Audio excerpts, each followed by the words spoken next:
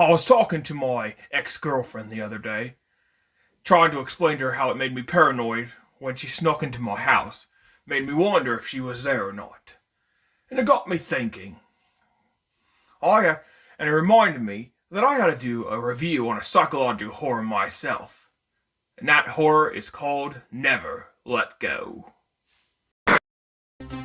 Sweet things are made by me. Talking about movies constantly. Watching films on any screen. Everybody's watching something.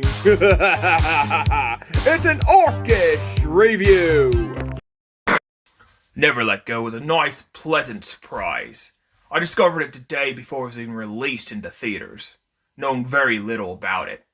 To be honest, when I heard of the name, I thought of a romance film. But anyway, this flick stars Halle Berry as Mama. She's a great actress. She can play any role that you assign her. Not to mention, she's a babe. The rest of the cast and crew do very well at their roles. They are convincing, confident, even though most of them are children. Now I'm about to get some details, and if you don't want your ears to burn like the time my girlfriend replaced my ear medication with hot sauce, I suggest you jump to this time code. Never Let Go definitely is a film that keeps you guessing till the end, combining the supernatural elements and the simple question, what is real and what isn't? The characters definitely play off each other, making us truly care for them and actually want them to succeed in their own survival. Even though things throughout the story becomes more grim as starvation takes hold and the evil torments the mother more and more. Now their survival mostly surrounds the house, which was created by their grandfather because their grandmother predicted an evil that would come into this world. And when that woman became so paranoid where she refused to leave the house, the grandfather took ropes, tied them to the foundation, and that blessing goes to anyone who's tied to those ropes and protects them from the evil. And while Mama seems to be the leader of the group, she definitely has taught her children everything she knows about this. And we believe every word she says, everything she sees. And why this is important because she is the only one at the time that's able to see the evil. And her boys only share this fear because they've been taught it their entire lives. Samuel, the oldest son, he believes every word his mama says, and in many ways seems to be the more mature one of the group. The son, Nolan, he questions things once in a while, especially when there's some close encounters, with him not having any evidence to prove the evil even exists. And Mama, she is definitely the protector. She believes every word that she preaches to her children. And the evil that is throughout this entire film allows us to have a constant threat, but at the same time, we question if it even exists at all. This being can take the form of anything. Mama's parents, her husband. It can sometimes even manifest noises for which we can hear a frog just out of reach, or we can see food outside the protection of the rope that are tied to their waist. And I enjoyed every second of it. There's plenty of close calls where I'm on the edge of my seat hoping that they survive. And no matter what they did, I could never make up my mind. Is there supernatural, or is it just in Mama's mind, something taught in her family? And I leave the evil up to our interpretation as well. I mean, personally, I see it as Lucifer or Satan. The devil wanders the earth, taking many forms, trying to tempt men. I mean, it really does has all those characteristics of the devil. And while I'm going to get into some details of some scenes to give you an idea, where Mama, like the first scene we actually see is Mama reaching for a frog off the porch. Then all of a sudden it gets silent and there's hundreds of frogs ribbiting out of distance, and there's this entity reaching for her, unable to touch her. And there's another scene where Nolan and Samuel get into an argument just because they could not grab an egg that could have been used for food.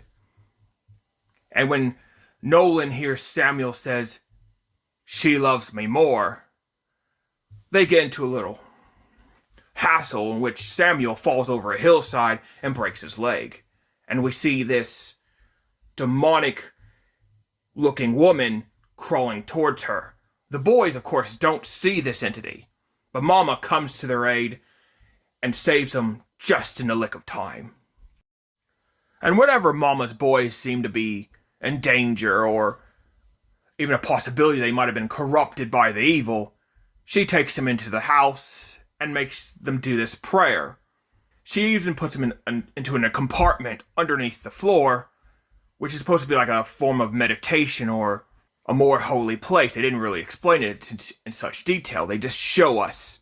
And this can seem abusive, which makes us even question Mama and the evil more. You can tell Mama loves her children, and she's willing to do whatever it takes to protect her family while they're still alive. But at the same time, you can tell the family is becoming more and more desperate, with the passing days of starvation combined with isolation, and with the evil tormenting Mama, trying to make her snap. Like I said, this film does this psychological horror very well. It's not until Nolan has an incident of his own. Now, Nolan is capable of sleepwalking, so the family will tie bells around his ankle to make sure he doesn't just walk off in the middle of the night. And there's an incident where he actually has his dream where he's outside and the evil grabs his rope and drags him towards a well. And we even get a glimpse of some kind of entity. He wakes up and he realizes he's outside the house without the rope, and his Mama grabs him and drags him back in and makes him does this prayer in the department for such a long period of time that he actually wets himself. And it really pulls at my heartstring because this is a sad moment, and you can tell this actually upsets Mama. Now, I never got the vibe that Mama was just trying to abuse her boys. She's truly scared for them because of the evil that's been hunting them down for years. And this actually brings a form of spirituality to it, even though Mama can seem like a fanatic. And I never got the vibe that this film was trying to put down people of faith or spirituality or religion, which is a nice breath of fresh air, especially when it comes to some of these modern films. And sometime later, Mama shows the boys a camera, revealing that it can take photographs. And she plans to save the final photograph for a special moment, something that will help the family continue moving forward. And then she reveals that they're going to have to put down the dog for food. Of course, this upsets Samuels and Nolan, mostly Nolan. And I'm not a PETA person, but holy shit, I was kind of surprised by this. I mean, I understand Nolan's point of view, being so upset about his little doggy, about to be put down for food. I mean, the dog's been with them since they were a child. Yeah, even a full-grown adult like myself would be in tears knowing you had to do what was necessary. I mean, Nolan's not in the wrong, but Mama's not in the wrong either, because both are coming from two different point of views.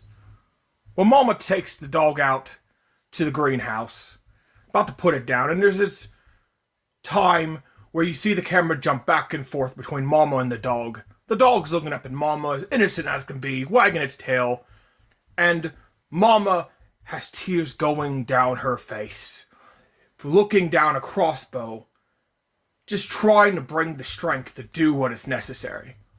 Well, she doesn't do it and turns around, and Nolan is standing there with a machete. And he tells her, I'm going to prove the evil doesn't exist, and cuts the rope and locks her in the greenhouse. Mama starts yelling and screaming and swearing, and the boys get into a fight. Literally, Samuel is just trying to open the door to let his mom out, while Nolan is trying to just prove a point. And during all this time, Mama turns around and sees the old lady again with the serpent tongue, telling her, I'm gonna make you eat your boys. Bye! Bye! No, literally, that's what she says, and it's pretty damn creepy in my opinion. Mama, she takes a shard of glass and slits her own throat just to protect her children. And this really messes with Samuel and Nolan's mind. Now, it's an understandable thing. Mama is just trying to protect her children. But Nolan and Sam, they don't see this. They don't see the evil. They just see their mother killed herself. And it causes... Nolan still is scared of the evil, but it still does not help the audience discover, does the evil exist, or is Mama just crazy? And time passes. Samuel has got into a depression where he's not even trying to eat anymore. Nolan, out of desperation, gets all the ropes, ties them together, and goes into the woods, trying to save his remaining family, until he runs into a road. He hollers for help, and of course no one comes. And when he returns to the cabin, and this is where a slight twist happens. A man shows up asking if he's okay. He looks pretty modern. He looks like a modern day man. And Samuel shoots him in the stomach, fearing that he might be the evil or some kind of trick. And this doesn't prove anything. Nolan goes after him in the woods and discovers him dead with a phone in his hand after he dialed 911. So Nolan takes his food back to the cabin and tries to feed his brother, but the brother refuses to touch it, still believing what his mama told him.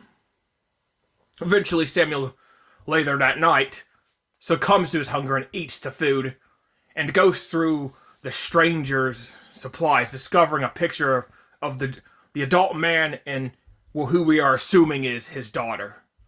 And that's where you hear spooky voices outside.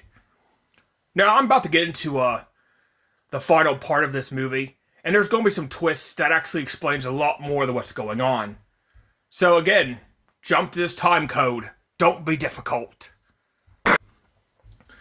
Samuel goes outside, and he hears what I believe is his mother speaking.